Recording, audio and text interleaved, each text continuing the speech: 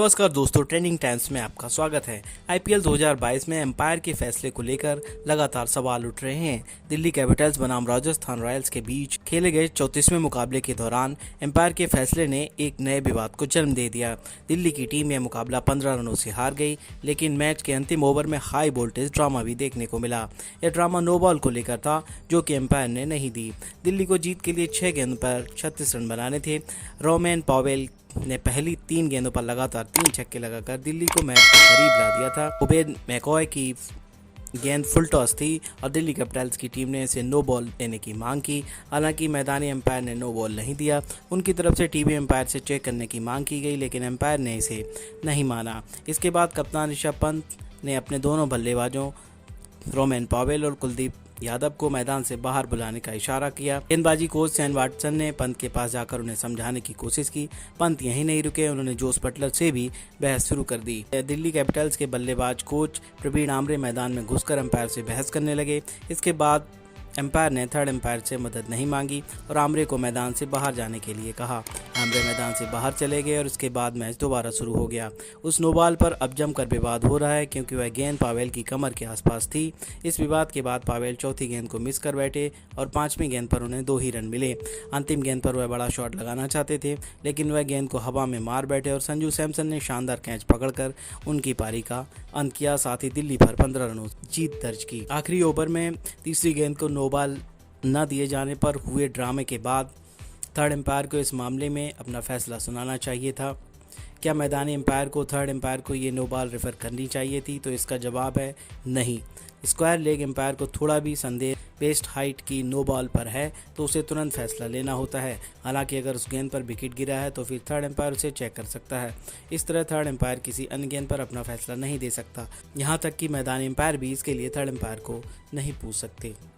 मान लीजिए कि अगर फील्ड एम्पायर थर्ड एम्पायर को फैसला रेफर कर देते हैं तो फिर भविष्य में न जाने कितने विवाद और पनप जाते और ऐसे ही मैच बीच में रोक दिए जाते। कोई वाइड गेंद पर थर्ड एम्पायर को घसीटता तो कोई बिना नो बॉल के भी नो बॉल के लिए कहता, तो कोई अन्य कारण से थर्ड एम्पायर की राय लेता। इस स्थिति में मैदानी एम्पायर का फैसला ही मान्य होता है।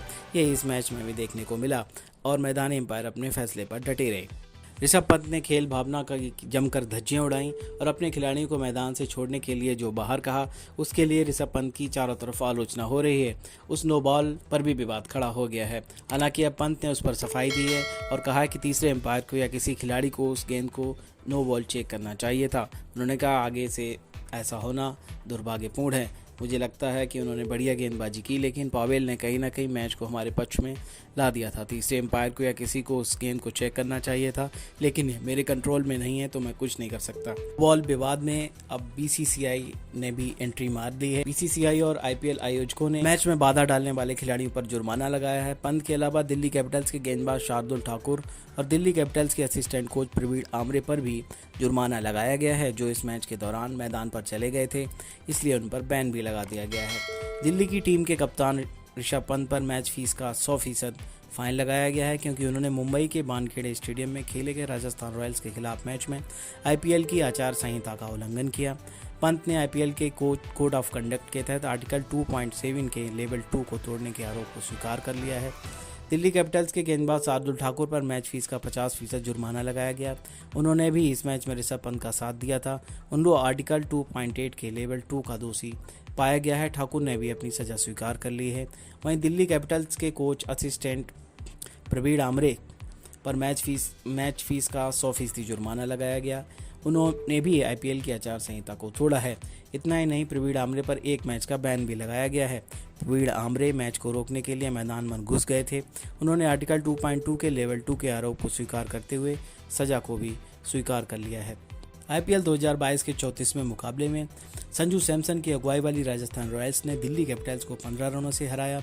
पॉइंट टेबल में राजस्थान रॉयल्स अब शीर्ष स्थान पर पहुंच गई है। उसके 10 अंक हैं और पॉजिटिव में रन रेट होने के कारण वह नंबर 1 पर पहुंच गई है। राजस्थान की जीत के हीरो जोस बटलर रहे। उन्होंने शतकीय पारी खेली। 223 रनों के लक्ष्य का पीछा करने जब दिल्ली कैपिटल्स की टीम उतरी तो 20 ओवर में वह 207 रन ही बना सकी। राजस्थान के लिए बटलर ने 65 गेंदों पर 9 चौकों और इतने ही छक्कों की मदद से 116 रन की धमाकेदार पारी खेली। यह इस सीजन में उनका तीसरा शतक है। बटलर आईपीएल में टोटल 4 शतक मार चुके हैं। अब उनसे आगे विराट कोहली और क्रिस गेल 6 शतक के साथ बने हुए हैं। बटलर के इस आईपीएल में 491 रन हो गए हैं। 116 रनों की पारी खेलने के लिए जूस बटलर को ही इस मैच में मैन ऑफ द मैच का पुरस्कार दिया गया। दोस्तों, आपको हमारी कवरेज अगर पसंद आई तो हमारे चैनल को सब्सक्राइब करें और बेल आइकन का बटन दबाएं।